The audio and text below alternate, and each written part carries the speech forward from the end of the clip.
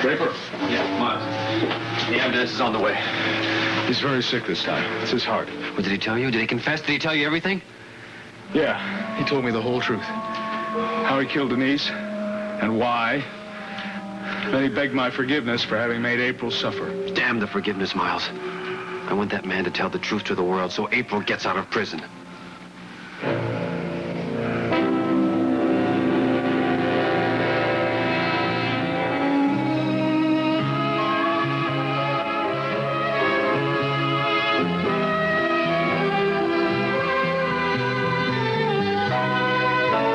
Can you hear me?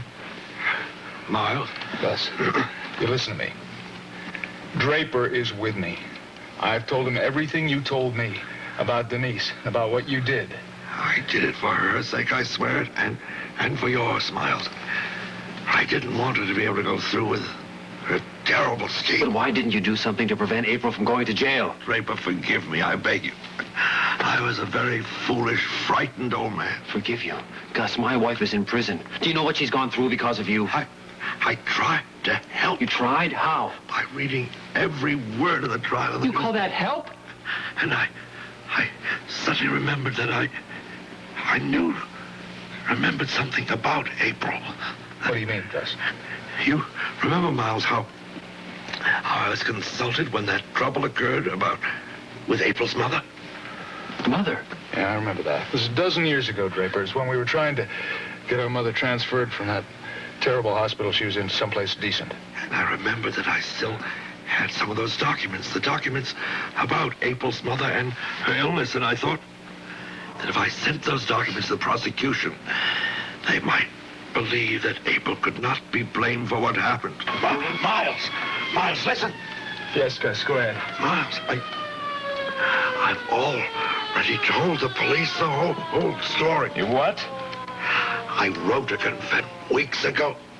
I left it in there, in the event of my death.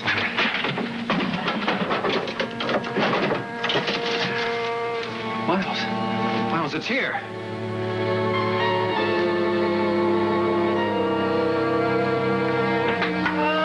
Okay, ladies. Half an hour.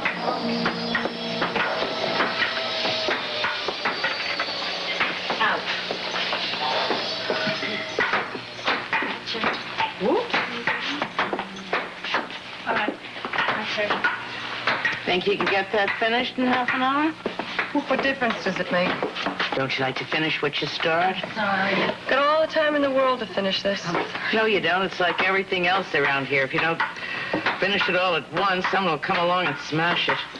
I don't really care. It's just a jigsaw puzzle. I've been working on a puzzle for a long, long time, but I haven't wanted to put it together until I was ready. Understand? Whoops. No, I don't understand. I wanted to be sure I had all the pieces before I started. I figured I probably wouldn't get too many chances at it, but I've got all the pieces now.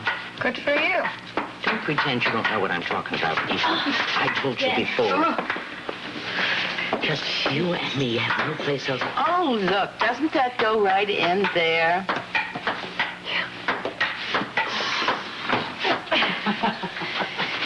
That doesn't fit, Hannah. Just like I don't fit into your plan. Yes, you are half of my solution. A solution I've been waiting for a long, long time.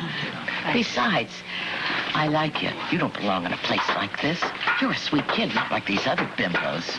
Watch it. Look, I don't really want to hear this. Besides, you're innocent, remember? I mean, why should an innocent girl spend the next 10 or 20 years in prison? Look, Hannah, I am not going to try to escape. Can't you get that through your head? Even if I make it as simple as walking through a door. No. Look, even if I had the nerve to do it, I wouldn't. I'd be a fugitive, Hannah. I'd be out there without one of the most important things in my life, my husband. No, you wouldn't. You could meet up with him later, just as soon as it cools off. You could meet him in Acapulco or someplace. Besides, you're not with him now, are you? That out of the question. Find somebody else. There ain't nobody else. I don't know nobody else who goes to Doc Whaley's office, who lies on his couch just 10 feet from the door that leads to the outside and 20 feet from where his car is parked outside. Look, that door is always locked, and even if I did get into the car... Even if we did get into that car, they'd stop us before we even drove out of the place. I told you, I've got all the pieces together now. No one's going to know we get in that car. No one's going to see us get in, and no one's going to see us when Doc Whaley drives out the front gate. What are we going to do, be invisible? You're not going to. Bullseye. We are going to be invisible in the back seat because a friend of mine who takes care of that car in the garage downtown has taken out the springs and everything. What? It's like a trap door from the back seat straight through to the trunk. There's room enough for both of us. No one will miss us until it's too late. I told you, I've taken care of everything. Oh, my God. You're really serious about this. There's only one piece of the puzzle still missing, April. And I've got that, too. Here, take it. See you later, April.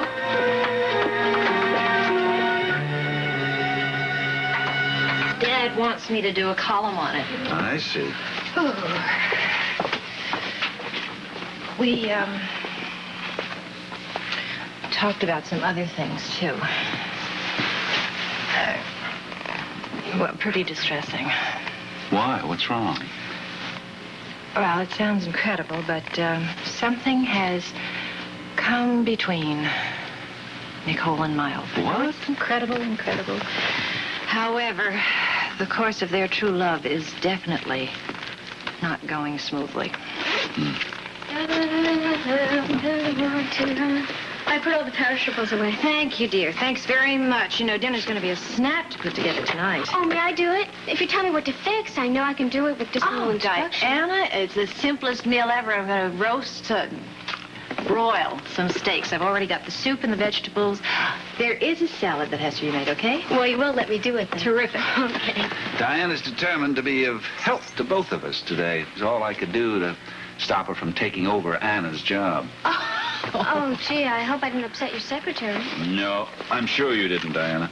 Well, it seems to be an awful lot of work for just one secretary. Seems to me, well, she could use a helping hand. I've got it. Hello? Nancy, it's Draper. Oh, Draper, hello. I'm sorry you won't be joining us for dinner. Well, you're not going to be sorry when you heard what I've done. I'm at the house at Mayfield. Mayfield? Yes. Oh, you mean the Kavanaugh house? Yes. Miles and I are here together. Nancy, I have evidence proving April's innocence. The evidence. What's happening? Mike, I'm sorry I had to cancel out on dinner. But Miles and I, we came up with an idea. It seemed impossible to us at first, but the more we thought about it, the more we realized it was the only explanation. I heard Nancy say something about Dr. Norwood. Yes, it's true. Gus gave Denise that final injection. I guess he thought he was doing a mercy killing. But to be honest with you, Mike, I can't feel too merciful toward the man. He didn't have the nerve, the courage to come forward and say what he did. He let April sit in jail. Good Lord, he was the last person I would have suspected.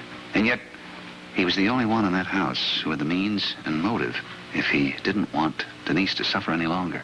Mike, the motive went deeper than that, believe. Oh, look, here comes Miles. He'll talk to you. Was it Mike? Yeah. Mike, you heard the news? Yes, Miles, it's incredible. All I can say is thank God you finally got the truth for April's sake. Yeah, well, that's why we wanted to get in touch with you immediately. Thought you might be able to put the wheels in motion and get April out of the damn prison. Miles, you're sure about the viability of this evidence? It will hold up.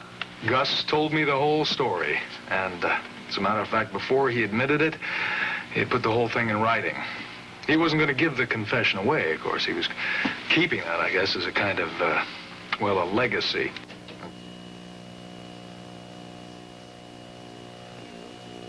But how do you know you never saw a graveyard as a child? Because I didn't. I know I didn't. We've already determined that there are blank spots in your childhood memory, things you can't recall at all. Yeah, well, sometimes there are just things that you no, you never did, or you never saw, and this is one of them. Besides, there isn't even a cemetery in Northborough. Well, every town has a burial place. Oh, well, there are a few tombstones behind the old Northborough church, but as a child, I never knew they were graves. I just thought they were stone ornaments. The only real cemetery was miles away in Richmond Falls. But sooner or later, you became aware of what a tombstone signified. Yes, of course, but I never saw one with my name on it like in the dream. Your anxiety put your name on it, April. The question is why? I know why. It is because I fell down those stairs in Mayfield and I died. We've already learned that it wasn't your first fall down a flight of steps. There was a precedent in your childhood, a root cause for the trauma your fall created. That's how it is with so many of our grown-up problems. They start with earlier problems in our formative years. Yeah, well, my childhood is just a blank. The memories are just locked up in my head. Maybe they're even locked up in that house in Northborough. Those memories aren't lost forever, you know. They're locked up somewhere deep in your subconscious. Well, how do I unlock them? You have to recall as much as you can of your childhood. Yeah, well, I have. There's more, April. The answer to your problem lies in your mind, in the mind of the little girl you once were. You have to do everything you can to recall what went on in that old house in Northborough. When was the last time you saw that house? April? Huh? When was the last time you saw that house? Oh, I don't know. 15 years, probably. I don't know. The house still belongs to you. You said it was never sold. No, nobody wanted to buy it. Why should they? It's probably just a heap of junk now. Or it may still be intact, just the way it is in your unconscious mind. Dr. Willie, you gotta come quick. I've got an inmate going crazy in cell block 10. Well, get her into the infirmary. No, she's threatened to kill herself. She got hold of a kitchen knife. Well, call the guards. Get her restrained. She says she's gonna slit her own throat if anybody comes near her. The only one she wants to talk to is you. All right, in that case, I guess I'd better go. Oh, good. And I'll see that this one gets back to her cell. You stay right there.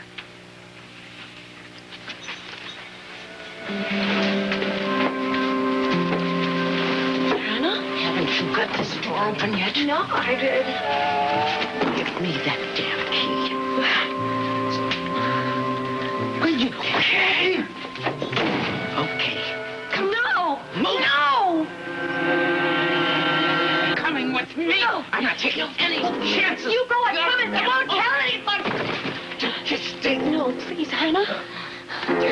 This key. No, please, look, you go yourself. No. It'll be okay. I won't tell anyone. Girl in cell block 10 will be all quiet for now. No! Now listen. You listen to me. I paid her $50 so that she would throw that fit, but she doesn't want to end up in the psycho ward. There it is. Now get going. I can't. I said go ahead, damn you.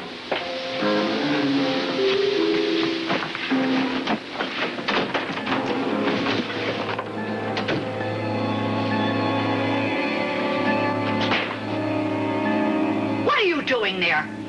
Get out of there. Get out of there. Get out of there, I said. Sit down here. Sit down, I said, and start talking. Just what's going on?